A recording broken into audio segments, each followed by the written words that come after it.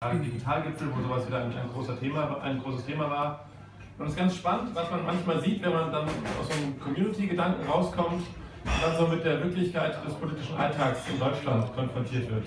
Das geht mir momentan in meinem Projekt so, wo ich täglich den Kopf schüttel.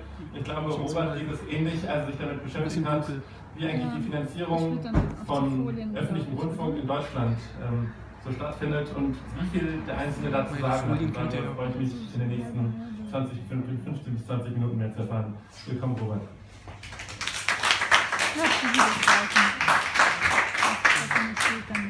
Yes, hello everybody. I will give this talk in English, as Bettina mentioned, because there's at least one person in the audience, namely Kate, who is English native. So let me just introduce ourselves. So Katharina and me, Robert, we are a team behind Rundfunk MITBESTIMMEN. We are a social startup, and if you want to follow us, here are our contact details, so you can follow us on Twitter. We are, our handle is Rundfunk MB. We have a website, we will come to that later, and we develop free and open source software. So we are at the Nerd Night. As far as I am concerned, Nerd Night is about people who have some kind of interest in a cliché, in a niche area, and we are interested into public broadcasting. So let's start off, and I will ask you, who's actually paying for public broadcasting? You just raise your hand. I mean, we see a lot of hands, not all of you actually. So I mean, that's possible if you're.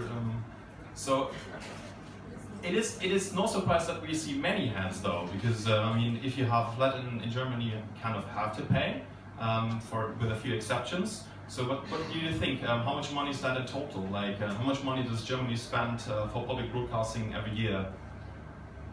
Just random guesses. Shout at me.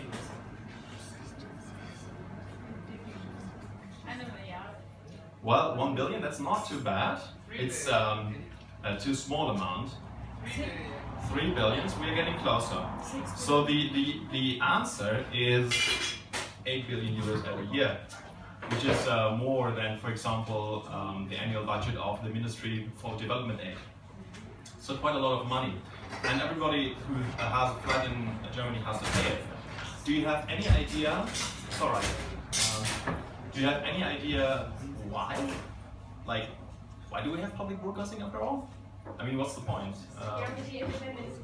The independency. Yes, that's very good. So, it is actually in our constitution. So, public broadcasting is to give every citizen, as you said, free and open access to information. And this has to be politically and economically independent. This Grundgesetz Artikel 5 not only ensures the press and broadcasting in specific to be free of censorship, it is also integrated in a way that it actually has to exist. And that's also the reason why we have the new regulation in 2013, where everybody has to pay for it, whether or not you use it. And now many people are kind of upset about it. I mean, we have about 30 constitutional complaints. None of them are successful. People guess that there are about 2 million German citizens who just refuse to pay, even though it's technically illegal. And yeah, I think there's also the slogan of the American Revolution, no taxation without representation. So we thought ourselves, well, why do I have to pay and don't get a say, right? So, kind of, I mean, there's a problem, right?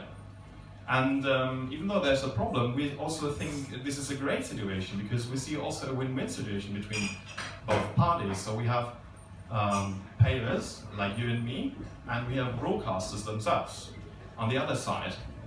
So let me explain why we see a win-win situation here. So we have one problem, like payers have no participation at all, and on the other side, the broadcasters, they don't have any data. They have no idea what people think is quality, what people think is worth to pay for, or of public value. So we thought, well, how would be with payers which just publish the interests, and the broadcasters on the other side could, based on that data, evaluate their program, which will kind of create that influence that people are looking for. And we kind of want to tackle this problem with technology. So we want to bridge that gap, and we develop a web application. I will just show a live demo. It is this website. You're very welcome to try it out. I will also give a live demo now. And I think Jan has to help me because we see, okay.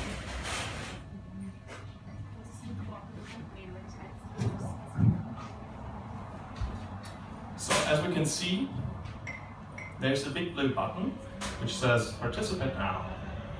And if I click on that, I will be first asked to sign up. What's your email address? jan.renz@gmail.com.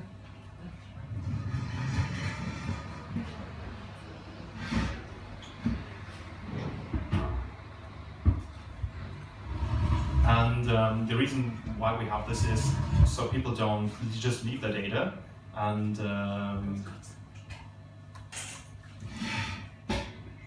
so they can access it. Now I'm logged in, and if I go now on the same page, I will see already broadcasted suggested to me, and I can now, for example, toggle what kind of broadcast I like. No. Nano. Anybody? Yes, Jan. Nano. Oh yeah. And you can also, you are very welcome to give me suggestions. So, Hasso-Plattner-Institut. There we go. Scribble. Ah, sorry. There it is. And Klartext. Okay.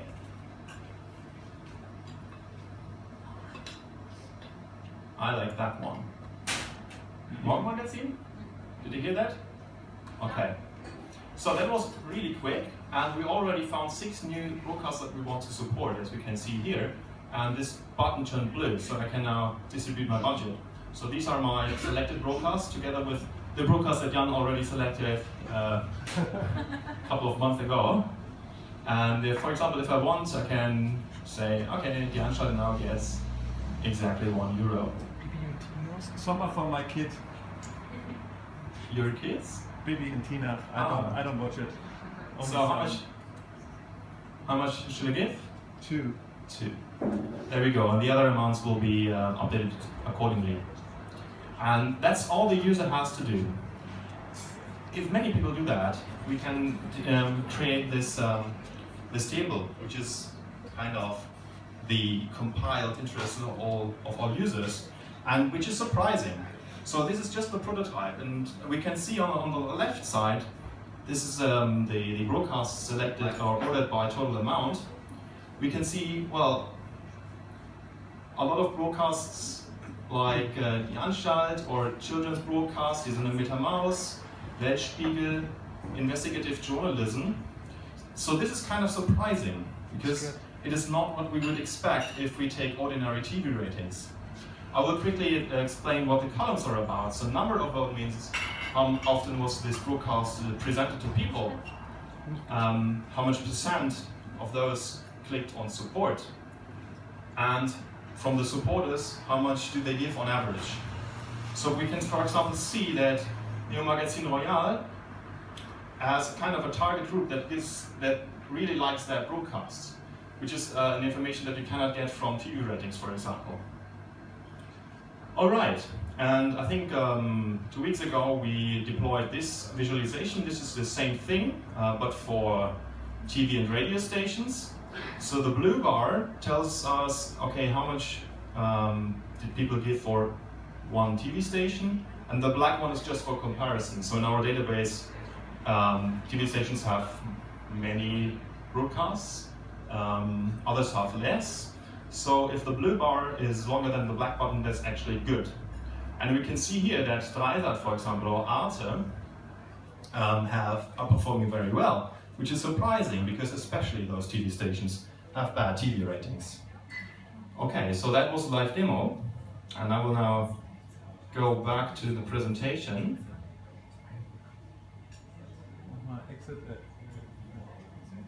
Erster Tab.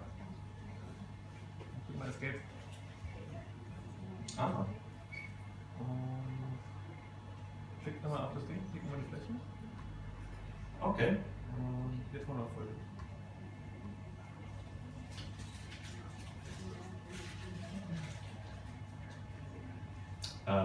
Folge? F5? Dann kommen wir das präsentieren, bist du da? Wo ist es? Ich sehe es nicht. Das steht ohne. Geh mal um, oder? Rechte Maustaste.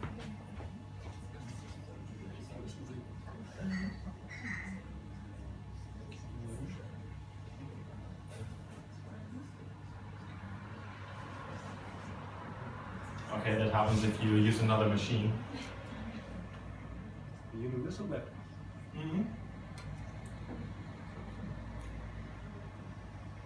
It's alright, I mean I can deal with that. Vielleicht rechte Maustaste. Wegklicken, rechte Maustaste.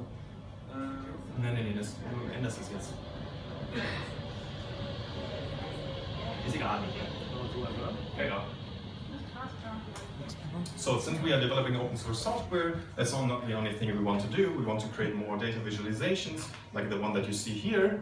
So let's say we know where the people are coming from. We could, for example, take all the users from one area in Germany and for one broadcast, color that area based on the support. Same thing in on the top right. If we have broadcasts and the changes over time, we can see which broadcast got a high support suddenly at that day, for example. And on the lower right, we have relationships between broadcasts. So the dots are the broadcasts, and if two broadcasts are selected very often together, they kind of are similar to each other, which is what you see here. Now, we already talked to people, so a couple of weeks ago we were at the Heinrich-Böll-Stiftung and there was a panel discussion, and there are some famous people, for example Tabea Rösner, she's a member of the parliament, and the spokesperson of the Green Party, Christoph Bieber, is a member of the broadcasting committee, Carola Wille is the head of ARD, and let's listen to what they have to tell us.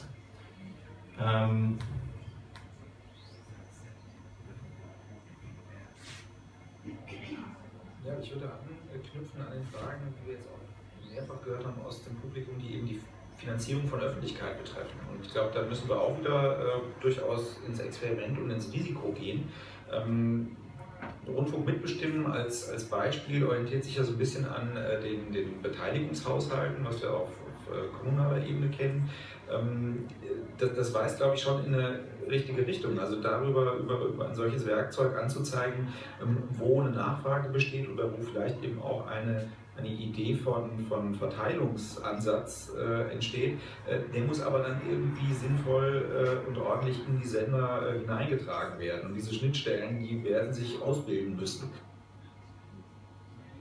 Dass man, da bist du genau, dass man gucken kann, das ist ja auch für Außenstehende interessant, wo gibt es denn viel Zustimmung oder wie ist eine Bewertung, das ist ja im Grunde eine Bewertung auch von dem, was die Öffentlich-Rechtlichen machen, und vielleicht gucken ja die Anstalten dann auch mal da drauf, das wäre jedenfalls wünschenswert. Ich versuche es mir praktisch vorzustellen, die Idee in der Umsetzung. Der Grundgedanke, der dahinter liegt, ist ja, dass in jeder Region unseres Landes und für jeden Bürger kontinuierlich sichergestellt sein soll, dass eine fundierte Meinungsbildung ihm ermöglicht wird und dass er über die Vielfalt des Geschehens, über die Vielfalt der Meinungen informiert wird, von unterschiedlichsten, über Information, Bildung, Kultur, Unterhaltung. Wenn die Bürger selbst entscheiden, da kann man natürlich starke Aktionen in Nordrhein-Westfalen. Was passiert in Baden-Württemberg? Ich versuche es mir gerade konkret vorzustellen. Ja, also wie funktioniert das? Ich glaube, der wichtige Gedanke ist ja, dass wirklich jeder Bürger in diesem Land die Chance hat, ein Informationsangebot zu bekommen, das jederzeit und das für Qualität steht. Exactly. So, ja, ich würde anknüpfen an den Fragen. I think Carola Wille just hits the nail on the top. Public broadcasting is for all of us, and it's in order to give every citizen free and open access for information.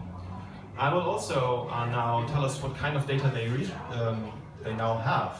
So the only data that broadcasters have right now is usage data, that is TV ratings and radio ratings. Both are totally different in what kind of data it is. So there's one company called GfK, for example. They have a representative group of 5,000 homes in Germany, and they give them a special TV box, so they can actually track their TV behavior, let's say. So they know what time they watch what kind of station. And that will be extrapolated on the entire population. Unfortunately, you cannot get a sample for it from them. So I phoned them and they told me, well, we have licensing and it's for sale only. The radio ratings are totally different because it's actually a phone survey. So over the course of the entire year, they will call people and ask them, okay, what did you listen to yesterday, for example? And they do it over the entire year, so they cannot actually tell what kind of broadcasts they watch. They could just say, okay, at working days, at 6 p.m., so and so many people listen to that station. And that's the data that they currently have, and I will also give you, the good thing is it's actually public. There's this website called Reichweiten.de. I will show it to you, because I want you to check it out. It's really interesting data. So we have, for example, the surveys of 2017 here and 2016. The only thing what I want to show you here is their entire population. It is 72 million people. That's all the German citizens above the age of 10. And they claim that 55 million people listen to the radio frequently, which I think is kind of surprising because I don't know many people who actually listen to the radio frequently.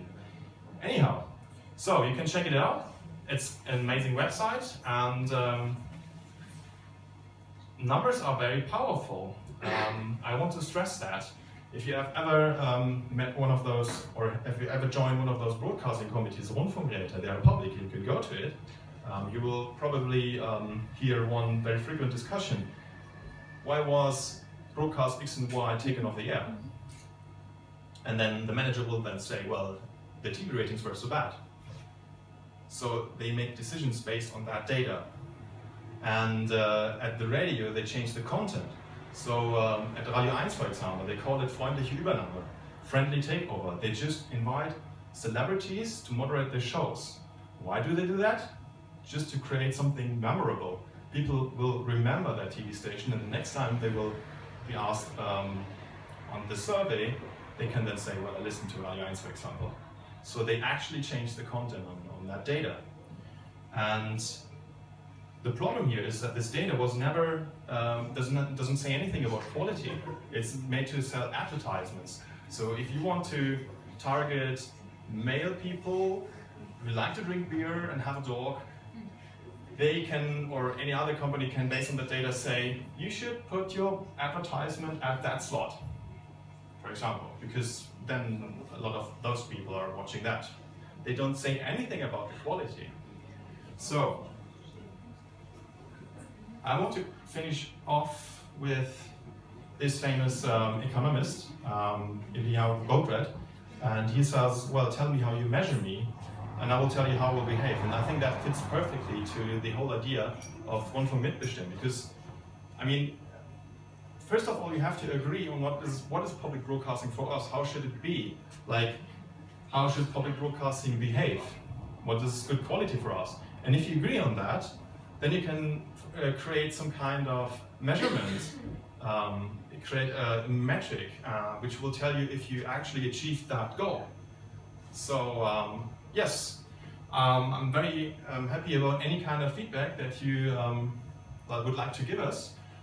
Here are our contact details again. Yes, thank you very much for your attention.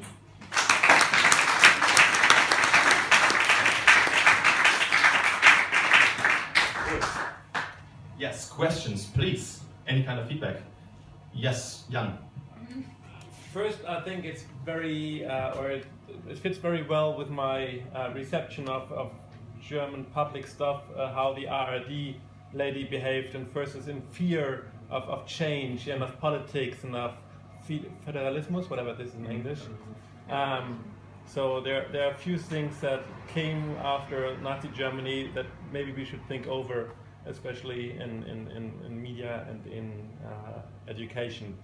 How does the growing usage of Mediatheken or digital offers change the way currently public broadcast stations use the more data they get, and is that more valuable data because their user actually pulls instead of getting pushed the content? That would make sense, but did they understand that? Yeah. So the question is how did the internet change public broadcasting? How did the internet analytics change public broadcasting? Right? Yeah. First of all, they want to go into the internet. For example, they have a website called funk.net, and they give 45 million euros to that website. It's a website similar to YouTube. People can upload their videos there. So they give money to people, they will produce something, and it will be uploaded to the internet. That's for young people. They really have problems to get young people still watching public broadcasting. That's the way how they want to tackle it. So they see the problem, and they tried everything to address young people, and who are not watching public broadcasting anyways. And the analytics, so I don't really know what kind of data they have, usage data.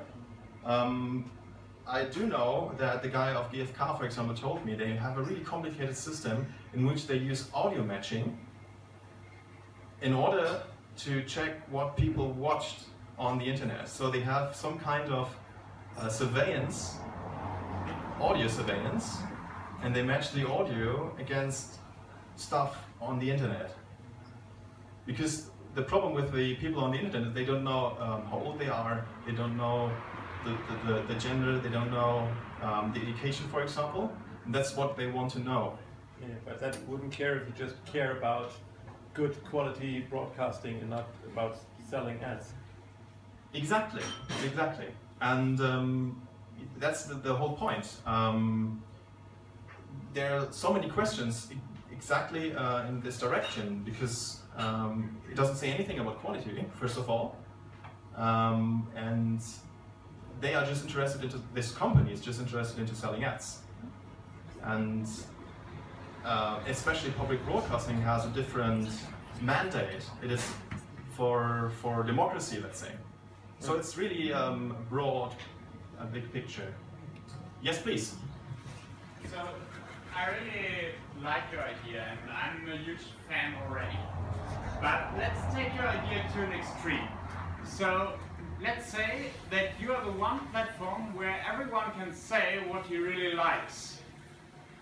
I think it's not hard to imagine how that would look like. It would look like the free press media in the internet shared by Facebook currently. Yeah, because that's actually what people like. That's what people read. That's what they share. That's what they want to show to other people that they like it. And what can we say about the overall quality of that? It's decreasing. Tremendously decreasing. So is it really what we want, that we have something like a poll and a vote of what kind of media format should get all the money for public broadcasting? Is it really what we want? I don't think so.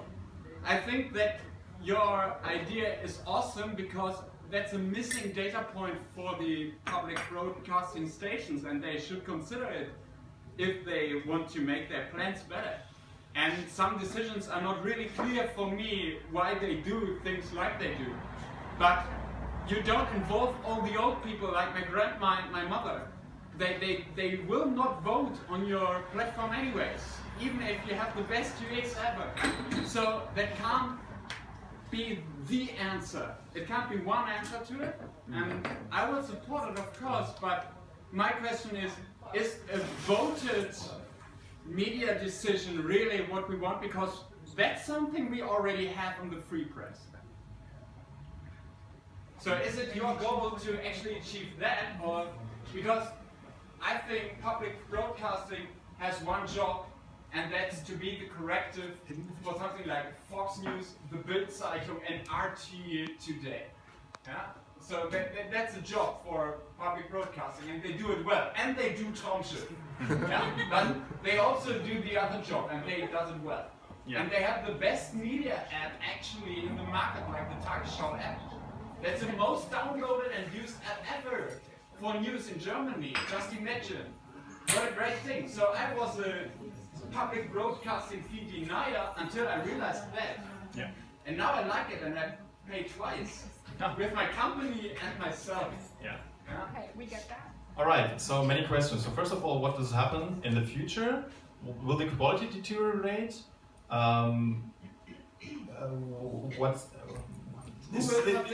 Who will participate? Selection bias? What do you actually want? Is this the only answer? So first of all, what will happen in the future? We really don't know. So we just develop that in order to find out. So, and that's the whole point.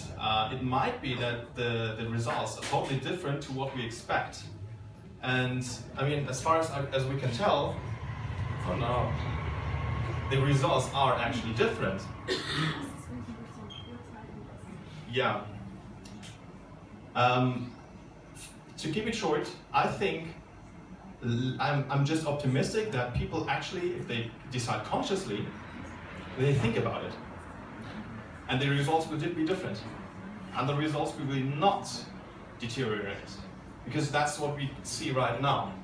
I think that if you ask people directly, quality broadcast will perform better. And it seems like that so far. So far. We'll find out. Okay. Teresa? Yeah. What do you think would it change if our public broadcasters would actually create quality content like the BBC? Would there still be a need for democratizing public broadcasting? Because I'm not that huge of a fan as he is. So did you cross-check it with public broadcasting abroad? So the question is, what will happen? Do we need this thing if public broadcasting is just all right? The second question is, no? And the second question is, how's the situation in other countries? Yes. So the first thing is, I would say, I mean, we do this because things are not right. Yeah. I mean, if everything is just right, then you don't need anything. The second thing is, the situation is totally different in the US. You have 6 big media corporations that determine your information diet. There's no public broadcasting. Well, there is public broadcasting, but it's really, really small. And it was the subsidies were abolished by Mr. President. You know. The situation in Europe is similar. So in all over Europe, you have some kind of public broadcasting, as for example BBC in England. It is different though, and for example in England you have the Audience Council. This is kind of public feedback.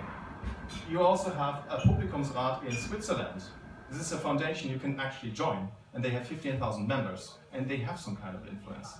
In Germany, we only have those broadcasting committees who consist of politicians and lobbies.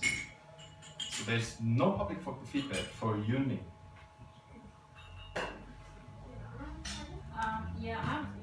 I don't think the contents of public broadcasting is so bad, but I think that the time when they show the good stuff is too late. I think that's a major problem that they have, and I would suggest, I don't know whether you can combine that or whether that is an analysis you take that they should switch things like good series. They will be shown like around midnight. So I mean, when you don't have a receiver, you can't I don't know, video it, and then you can't see it, or you have to use the media feed. But if you are a user who wants to sit down at dinner or after dinner and show and see stuff, then I think they should kind of switch their program, and then it would be at least a lot better than now. Yes, that's great feedback. Thank you so much. This is open source software, so it depends heavily on your requirements, and especially that kind of thing. So that could be another feature. We could implement that. Of course we can. And so, yes, if you have requirements like that, please tell us, and we can improve this software. Thank you so much. Alright.